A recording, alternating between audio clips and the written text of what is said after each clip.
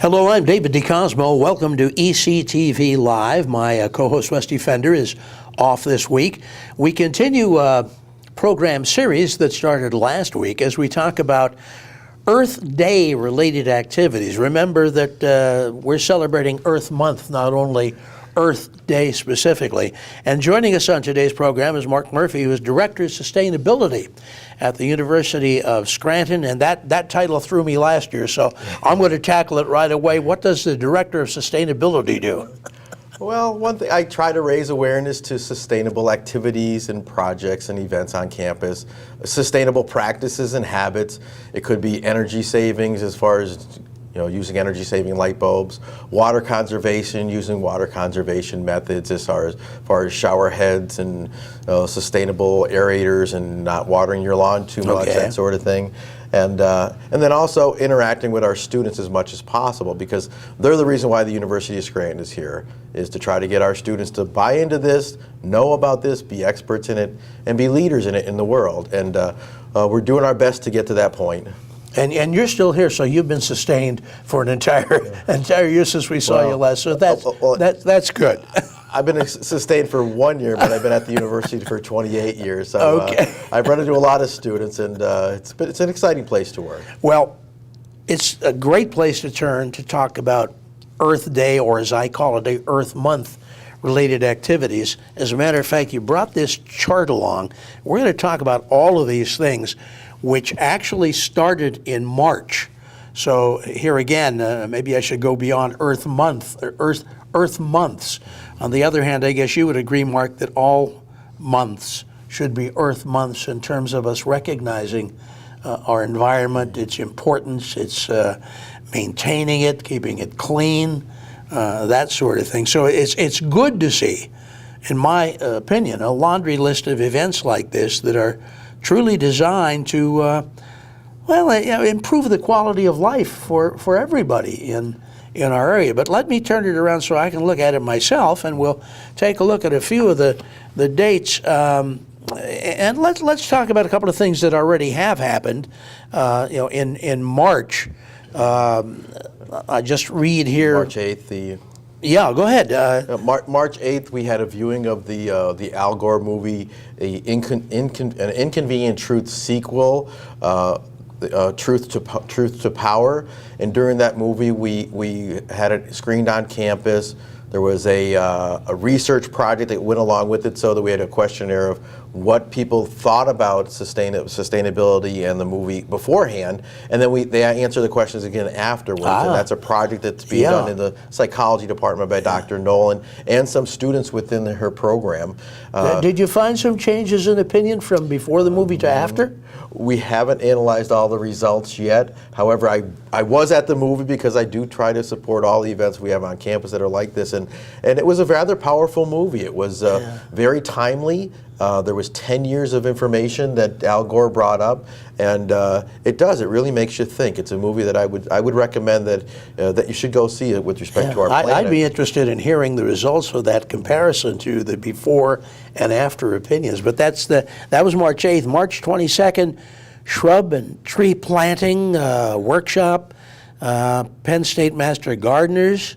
We hosted an all-day workshop on shrub and tree pruning, intended to be it could be for the novices or homeowners, but it was mainly intended for professionals that are out in the business. And it was a full 7-hour workshop with lecture and classroom style information in the morning, and then in the afternoon we actually went out around campus, and there's plenty of stuff at the University of Scranton to trim and prune. So we had a really nice day. The people from the Penn State Master Gardeners group, the outreach group, absolute experts on this stuff. I was really impressed. So again, it's an activity. We open it up to the community, and it's a way that I'm trying to make the University of Scranton be a leader of a place where when people want to learn about things, we'll have events on our campus that they can come learn about. Right. Now on the 6th of April, you had the Bike Scranton kickoff, and we got to talk a little bit off the air about a program that I believe you team up with Lackawanna Heritage Valley Authority with regard to making bicycles available. What is that all about? Well, with Owen over at the Lackawanna Valley Heritage Trail, we're entering our third or fourth year where it's a free bike sharing program where you go to our library and you can borrow a bike just like borrowing a book. And the bikes are for free. Wow. You get helmets and a lock. And then we put together in cooperation with Marywood University, some graphic designers up at their place. We put together this map that shows a bunch of different bike routes in the city of Scranton. And there are plenty of them, aren't there? There are plenty of them. And we tried to make it so that the bike routes, you avoid traffic and you can enjoy, say, the Lackawanna Valley Heritage Trail, Naog Park, some beautiful areas up in the Marywood University, and to circle the University of Scranton campus. But it's one of these sustainable habits, one of the sustainable practices that we're trying to promote within the Valley. And it's not myself, it's also there's other people that are helping out with this. Like I said, Owen over at the trail, it's a very supportive group. Well, program. Is the borrowing the bike program only available to students? No, the program is open to anybody in Lackawanna County or even visitors from that come into the area. Say if you're in the Philadelphia or out of town, and you come to the area and you want to go for a bike tour, go to the library, you borrow a bike, you can take it out until the library closes. So when the library closes, you have to make sure you return it. And it's just a nice experience that we're trying to put out there so that people can go out into nature, ride a bike around, do a sustainable practice, and also see some of the beautiful things we have within a stone's throw of the University of Scranton and of Central City. So it's kind of a nice project, and it's working very well. Yeah, we talked with Owen from Lackawanna Heritage Valley Authority just last week, and talked about just how wonderful these trails are, and how actually they're constantly expanding. Owen has quite a job over at the trail. I think he's considered the trail manager, and many times what I see is he seems like to be a construction manager because they're always building something, they're expanding, they're maintaining things.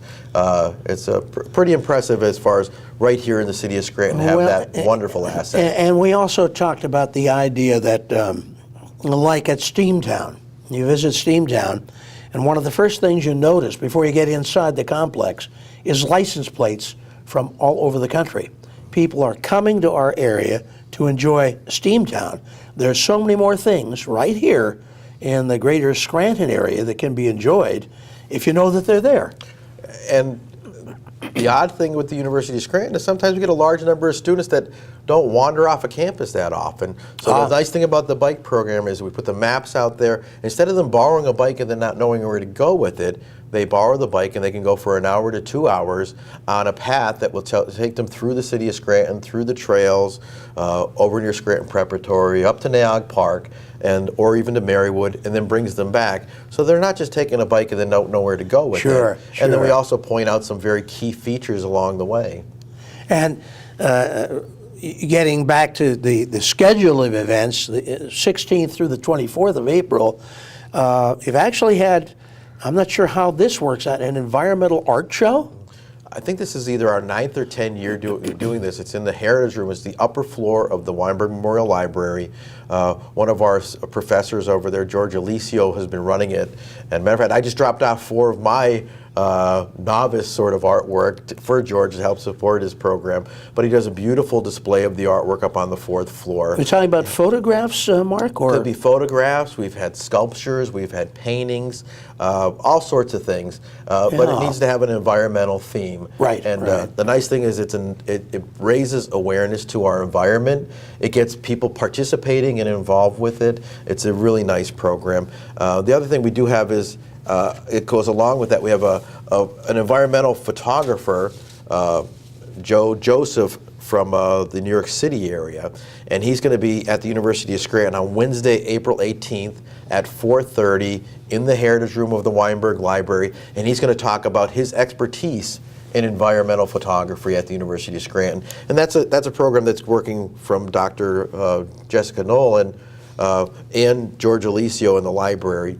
And as far as, it's one of the more powerful things I've found out through the many years of doing this sort of stuff is you collaborate with people, you work with people, and it makes the impact of what you're doing more powerful and gets your message out there. Interesting. I'm, pardon me, I'm on Facebook a lot, and I notice a lot of people will post photographs of right now is a prime example of budding flowers. And it's amazing just how much art is portrayed through those photographs, and yet you're celebrating our nature by doing that. As a matter of fact, last year the 3 photos that I presented were from a walk that I did up at Lake Scranton, and they were just close up of different flowers, wildflowers that were up at Lake Scranton. And it's sometimes you just need to stop and see the things and really appreciate and value it. And it's when we lose the stuff is that when you really take the value in it. And I think that's what all this work that we're doing is trying to do, to make sure that we don't lose our clean water, we don't lose our clean air, we don't lose different plants that should be growing in our area, or wildlife. So it's a matter of trying to care for our creation, which is kind of one of the mantras that we picked up within our office and at the University of Scranton is caring for creation, because we are a Catholic and Jesuit university, and there is a connection there between our faith and what we're doing with our mission. Well, and you have been for many years just perpetuating this idea of getting the students involved with our environment. And I believe I asked you last year, it seemed to me that you did have a requirement for incoming students that they get involved with some community efforts, such as, I remember covering them cleaning up Naog Park at one time. Yeah. It's another event which we don't have on our calendar because the date wasn't picked when we put our poster together. But I think it is actually on Earth Day, April 22nd, is that we'll have our hill cleanup and our community garden preparations for the spring. And what's going to happen on that day is we usually have 300 to 400 students helping clean up the hill section. And we send some down to the trail to clean up. We send a large number up to the greenhouse project or to Naog Park, and they'll do cleanup projects up there. Yeah, you say the hill section, not necessarily the park, but the neighborhood? The neighborhood. We have teams assigned to all the streets and the alleys, and they'll go probably about 3 to 4 blocks off of campus, and we just pick up trash, rake things, clean up stuff. Boy, bottles, cans. That's a good program. Kind of the mess that's left after winter, we try to clean it up. Yeah, well, that's a good program. With the number of students that volunteer, it's on a Sunday this year, it's on Earth Day. Kind of excited, it's never been on Earth Day before. But the number of students that show up, it's an impressive effort. And that is something that the clubs, there's hundreds of clubs at the University of Scranton, and each club will put together a team of students that will help with the hill cleanup. That connected with Caring for Scranton, Earth Day, and there's various photographs of here of I guess some of the projects that have gone on over the past couple of years. A number of the photos on this are from our Earth Day Fair, which we have at the patio of the Naples Center on the Beyond Green. The Earth Day Fair, we have poster presentations from classes, environmental science classes that'll be there, or biology classes. We have local vendors that have an environmental theme attached to what they're doing. We'll have a company, say like Waste Management, will be there with a natural gas-powered recycling vehicle to show off. We'll have one of the car dealers is usually there with their newest and greatest hybrid vehicle, where they can answer questions for students. And then we'll also have activities with students where we'll show off, say, the students that are doing the seedling planting for our community garden. So they'll have a presentation to raise awareness to that. And Airmark also does a presentation to let us know the things that they're doing that are very sustainable, which Airmark is our food service provider, and they're extremely sustainable. It's a very neat company, and they're doing some great things at the University of Scranton campus. So that's our Earth Day Fair, which is on Tuesday the 17th this year, from 11 to 1 o'clock. And it is open to the public. That's what I wanted to ask you. So anybody is welcome to come to it, but it's a short time period. Yeah, they get involved and actually get to see some of the things that are going on. And again, beyond the campus itself, you mentioned the automakers coming in, the auto dealer showing off the newest in terms of hybrid vehicles. We've been also talking during this little 2-week series about how much things have improved already. I related on last week's program that 20 years ago, it would have been unthinkable to see a kayak or canoe in the Lackawanna River.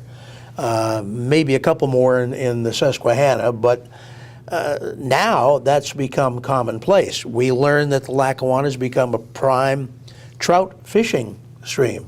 And I remember it from news stories where when we were covering Lackawanna was because it was flooding. So there certainly have been a great deal of improvements made, and by that same token, students who were in grade school and have now gone to the college level have grown up in an era where things are a little bit more focused on the environment than they used to be. Is that a good thing? It's an excellent thing. It does start when they're young. It does start, so as far as that they can value where they live. We also have some programs where we try to get people out into the environment so that they enjoy the environment. They enjoy the rivers, the streams, the trails, the lakes, the mountains, the hiking, these sort of activities. And the goal is that if people are out there enjoying our environment, that maybe they'll be more prone to help take care of it. Yeah. And for our students, we're creating leaders that are going out into the world, and hopefully when they get out to their businesses where they work at or their nonprofit organizations, is that when they go out there, they value their environment. They make that part of their normal thought process when they're doing different things where they're at, whether it's not using styrofoam, trying to use recyclable, reusable materials. And there's that sort of thought. You never know what size of an impact you could have on if you go to a business that doesn't have a recycling program, and you see that, or you see a place that doesn't have water conservation means in place, is you see them use that. So there's some exciting stuff like that by teaching our students these things, we are impacting not just our country, but we are impacting the whole world. And you got to wonder if maybe in a few short years, hopefully the cleanup programs won't be needed because you won't have the litter that's been put down there, other than the fact you've got some natural cleanup that has to be done along trails and environment because of wind damage, just things growing up. Trees falling down like we had this past winter. Yeah. That's been a common thing that has hit recently that people don't think about. I've got to commend you for the university and its outlook and getting the students involved. We're going to have one of your students on in just a minute here to talk about a couple specific programs that are coming up. But you are seeing the change yourself in your position in terms of the attitude, are you not? Definitely. As far as I monitor all the utility bills at the University of Scranton, and in seeing the reduced consumption, the reduced energy, the reduced water usage, it's impressive to actually see the data. The other number that I have that I like to throw out there is that presently we're at 33% of our waste material is now being recycled. Oh. So our number is up to 33%. In just a few years, we've gone up from 24% to 33%. Yeah. We even introduced a food composting program on campus, where last year we did 24 tons of pre-consumer food waste is being composted. Wow. Through a service provider. So there's some neat things that we're doing that other places are not doing. Yeah. And that's why I'd like us to do them well. And if somebody wants to come learn about them, they can come to the University of Scranton.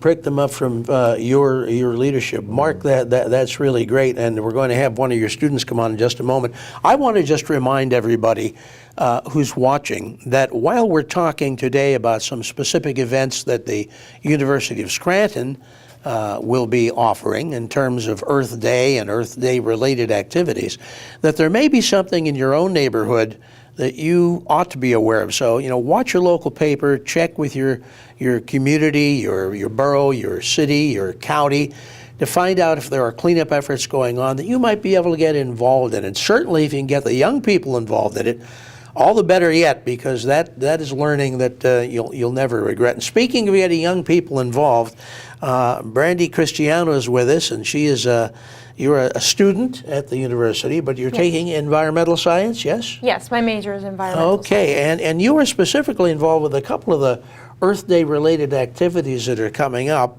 And maybe we can start, let's see, April 19th, I'm seeing noticed on this chart here, an evening of environmental science. What are you going to do at an evening of environmental science? So the evening of environmental science, it's open to the public, but it's mostly for grades K through 12. So kids can come in, and we have a whole area set up in the university, and we have different stations so they can plant seedlings, or they can go on a tour of like rain gardens around the university, or we have this canvas that we draw out, and then they can paint, and it's it's an environmental theme, it's right. Sustainability themed.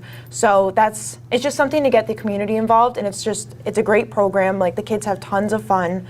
They have an essay contest, so we're going to be looking at the essays, and then I think they're going to announce something with the essays there, and then later on in the evening, the astronomy club at the university, they're going to have telescopes set up. So if the kids want, they can go up and start looking at the like constellation. that myself to look Yeah. to check out the telescope. Yeah. I think this is especially great, Brandy, because we've talked so many times in this program about how wonderful it is and how important it is to get a textbook and learn about how plants grow and everything. But when you actually put that seed in and then maybe check it, in a week or 2 weeks and everything, it's a world of difference when they have it the is. hands-on type approach. Absolutely, and that's part of why we do this. We want to get the kids involved early so they can see how important it is to do these things. And like you said, it's fun doing that. So if they can do it themselves, they'll have a better appreciation for it, and they'll know how important it is. So, will students actually be coordinating this event? Yes, I'll be there. I work at the University of Scranton Office of Sustainability, so there's going to be other kids that work at the office. They'll be there too. I think volunteers from different clubs will be there, and yeah, we pretty much run it. So we just help them now, along. You're obviously involved in environment because you're taking it. That's just your course and everything. Did you come into college with that kind of attitude? Yeah, I think so.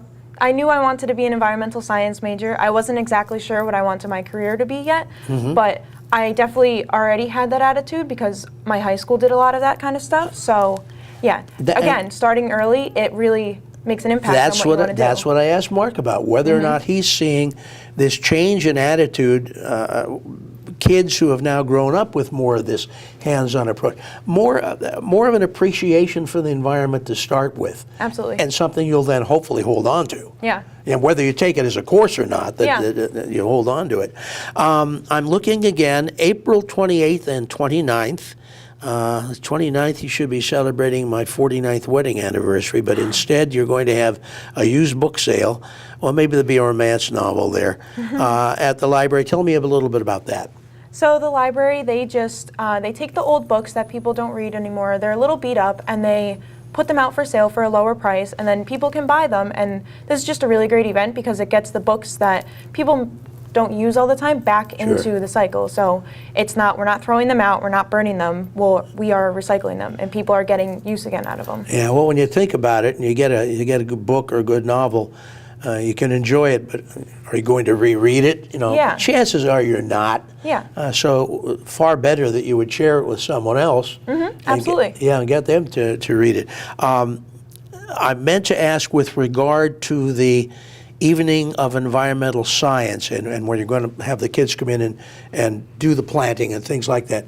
Is there a cost involved in that? No, it is free. Oh, okay. That's the right kind of price. Yeah. And then, of course, April the 28th, you're going to be doing a tour of the river? What's that? We actually kayak the river, so we run 2 of these events every year, one in the fall and one in the spring. And the club and the office, they kind of host this, and we get people to sign up, students and faculty, it's welcome to either.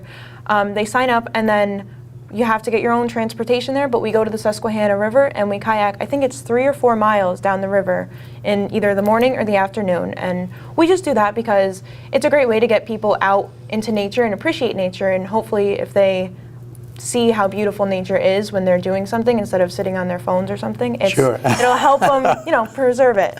And it's amazing. I can say this as a guy who bravely took to the Susquehanna with a one-man canoe, and me and another guy who photographer immediately sank. We readjusted things and then went from Kirby Park in Wilkes-Barre down to the Susquehanna Steam Electric Station. It's amazing the different view of that immediately available world that you get from the river. And it's, again, a thing, Brandy, that 20 years ago you wouldn't have seen. Yeah, you're right. So, have you done this before? Yes, I went last year. And what was your impression? I kind of know that rivers are in the valleys of mountains, but you don't really understand the magnitude of that until you're in the river and you're just looking up, and it is just mountains all around you. You can see all these trees. It was in the fall, so the foliage was really beautiful. Oh, wow. And again, in the spring, the leaves are going to be, the trees are just going to be budding, so there might be little leaves, might be not. But it was breathtaking because I've never really been in the river, and like I said, I knew what the river was, but I didn't. You were there, you were in it, and you were looking up, and it was just amazing. Sure. Yeah. It's wonderful. we've talked about so many events, a couple of which were already held. What would you tell people who are watching in terms of getting involved in one way or another with improving their environment? I think it's very important, even if you can't go to events like this, or you can't, start a whole community garden in your community. I think it's really important to just start with the small things. So if you see litter on the side of the road, you can pick it up, and that'll definitely help. Or you can, change your water filter so it releases less water to help save some water, or recycle, or make a compost pile. They're little things that can really help in such a big way. If a lot of people do them, little things add up. Sure. So, the university, by the way, you mentioned, does have a community garden project too, does it not? Yeah. Yes, it's the community garden project is probably one of our biggest projects. We get hundreds of pounds of vegetables, and we donate them to the Leahy Clinic, which is a free clinic. Yeah. And we work all summer towards them. We just planted some seeds. I think 2 weeks ago we planted the seeds for them. And then over the summer we'll just pick what's ripe, and then we'll wash it, we'll weigh it, and then we'll take it down to the Leahy Clinic. Well, that's just wonderful programs, wonderful things to get involved with if you can. Check with the university and things they're doing. Again, as I said earlier, check with your own community, things that may be going on. Brandy Cristiano and Mark Murphy, thank you so much for joining us today on the program. And I hope all of you will enjoy Earth Day in one way or another, and make this place, this earth, just the best that you can for all of us to have a better quality of life. Mark Mallory, thank you for keeping us in focus. And again, Rusty Fender, thanks for bringing yourself in to substitute for me when I have to head out occasionally. I'm David D. Cosmo for ECTV Live. Until we see you again next week, here's hoping all your news is good.